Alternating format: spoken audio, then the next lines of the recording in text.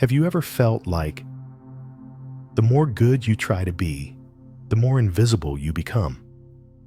You show up early. You stay late. You carry the weight no one sees, and still they rise. While you remain overlooked, exhausted, and quietly wondering, what did I do wrong? Welcome to our channel where we go beneath the surface into the shadow and speak the truths the light can't. Today we follow the story of Jonah, the good one, the reliable one, the invisible one.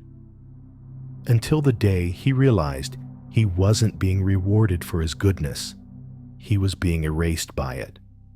Let's begin. You show up early. You stay late. You say yes when others say no. You follow the rules. You hold the line. You offer more than what is asked, not because anyone demands it, but because something inside you believes this is what goodness requires. You sacrifice weekends meals, sleep your own name in conversations, not for applause, but for order, for responsibility, for the silent hope that your worth will one day be recognized. And still they rise. The loud ones, the ones who charm, who cut corners, who never flinch when bending the truth into something more marketable. They ascend rooms you're not even invited into. And you stay exactly where you've always been, reliable, invisible. If something in you is already leaning in, hit subscribe. A voice in you wants to scream, but it doesn't know what words to use. Instead, it whispers in the night, "What did I do wrong?" But maybe that is the wrong question. Maybe the truer question is not what you did, but what you buried. Because Jung knew, what we repress becomes our master. And if your entire sense of value is tethered to obedience, then your invisibility is not a mistake. It is a myth playing out exactly as it was written in the secret script of your soul. There was a boy named Jonah. He was not born brave, not in the way the world defined it. He was born good, quiet, watchful, the kind of child who cleaned his plate without being told, who apologized for things he didn't do, who tried not to take up too much space. From the earliest days, Jonah learned that approval came wrapped in sacrifice. His mother was overworked. His father was a storm of silence and sudden rage. So Jonah made himself small. He got good grades. He kept secrets. He smiled when he was sad. Each time he succeeded, he was praised for being so responsible, so mature, so easy to raise. And with each compliment, the contract deepened. Be good and you will be loved. Be obedient and you will be safe.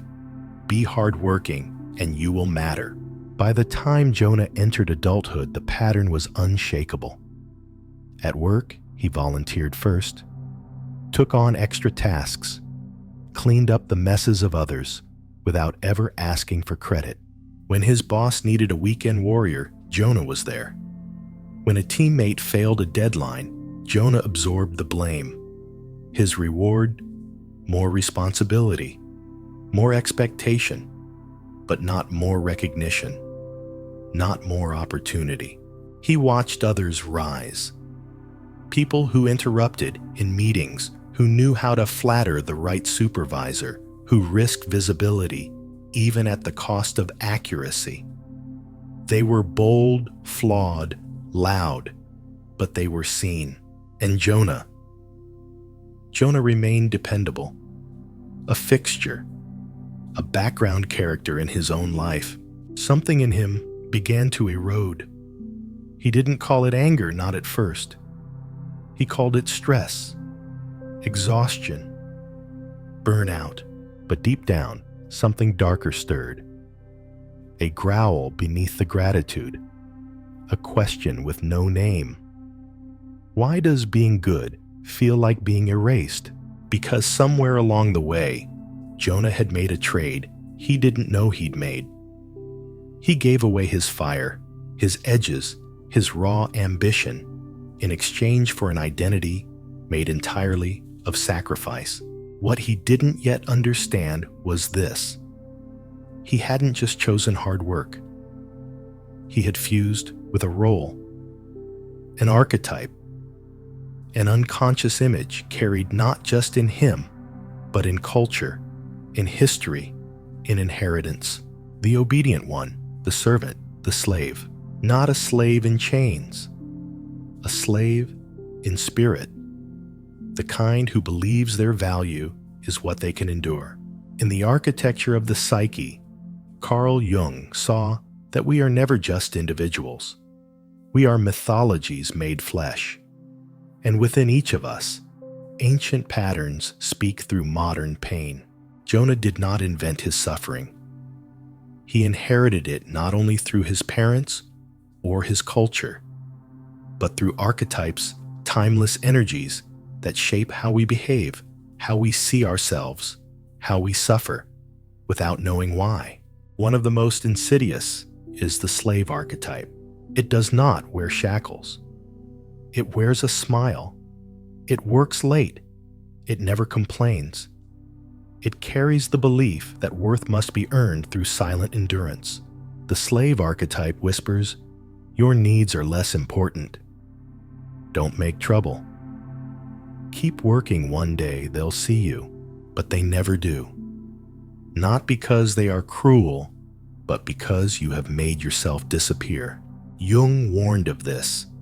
When a person fuses too closely with their persona, the mask they wear to function in society, they forget who they truly are beneath it. They begin to believe they are the mask. Jonah believed he was the good one, the one who never asked for too much, the one who followed the rules, who sacrificed for the team. But that persona was never his essence. It was his armor, and like all armor worn too long, it became a prison. The deeper truth Jung offers is this: whatever you disown owns you. If you repress your ambition, you'll project it onto others and resent them for having what you deny yourself. If you bury your anger, it will leak out in sabotage, burnout, passive withdrawal. If you silence your need to be seen, you will become invisible and blame the world for your vanishing. The psyche does not reward obedience. It demands wholeness, and until Jonah turned to face his own shadow, the disowned parts of his soul, he would continue to live a life that looked moral but felt hollow. Because morality without authenticity is just performance. And the soul does not thrive in performance. It demands truth. Even if that truth is ugly, even if it makes you break the very image that once protected you. Jonah's breaking point didn't come with thunder. It came in silence. A Tuesday morning, an email, a promotion, but not for him. It went to someone newer, someone louder, someone who had once asked Jonah for help on the very task that earned them the role. He stared at the screen for minutes that felt like hours. Not angry, not yet, just numb. As if something sacred had been quietly stolen from a part of him he had forgotten how to protect. That evening, Jonah walked past his reflection in a darkened window. He paused, and for the first time, he didn't recognize the man looking back. He looked tired, not just physically, spiritually. Tired of earning, tired of waiting, tired of being the one who always understands. A quiet voice inside him rose, not with rage, but with revelation. I have betrayed myself. It wasn't the company. It wasn't the coworker. It wasn't even the system. It was him. It was the years of saying yes when he meant no. the hours spent perfecting other people's mistakes, the inner applause he waited for, never realizing it would never come. Jonah began to question the sacred equations he had built his identity upon. Hard work, gasikoki, love. Obedience, chikoki, belonging. Sacrifice, rekyumo, value. But what if they were lies? What if they were not virtues, but coping mechanisms? What if he had mistaken his trauma for integrity? That night, Jonah did something radical. He wrote down every quality he had ever judged in others, the ones who got ahead. Bold, assertive, self-promoting, ambitious, strategic, even manipulative. Then he asked himself, which of these have I exiled in myself? Which of these are not vices, but powers I have refused to claim? He did not like the answers, but he knew they were true, because the parts we hate in others are often the parts we're starving for in ourselves. And until we integrate them, they will rule us from the shadows, not as allies, but as enemies. Jonah's transformation didn't come in fire. It came in permission. He gave himself permission to want, permission to assert, permission to stop being so good, not to become cruel, but to become whole. He began saying no. He stopped covering for others. He asked for recognition. He risked being seen not as perfect, but as powerful. It felt unnatural. It felt terrifying. But for the first time, it felt real. He wasn't performing loyalty. He was living truth. And slowly, the world began to mirror that change. Not instantly, not magically, but meaningfully. Because the outer world always echoes the structure of the inner one. And Jonah's structure was no longer servitude. It was sovereignty. Jonah's life did not become a fairy tale. There were no parades, no sudden raises or standing ovations. But there was something else. Space, breath, a feeling of inner steadiness he had never known before. He no longer waited to be chosen. He no longer worked for the illusion of reward. He acted from a center within himself, not from the fear of being overlooked, but from the clarity of no longer needing to be seen in order to feel real. This is the paradox of individuation. When you stop living to be validated, you become visible. Not to everyone, but to those who matter. Not because you obey, but because you carry something true.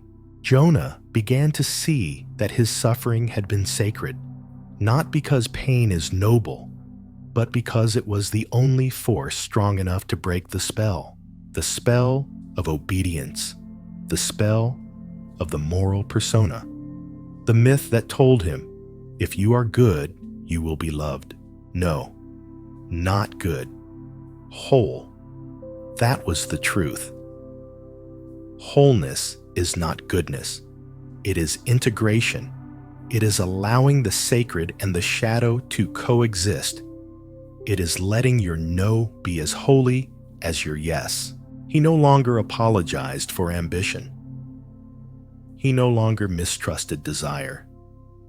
He stopped calling his hunger selfish because he saw clearly the system rewards not obedience, but integration.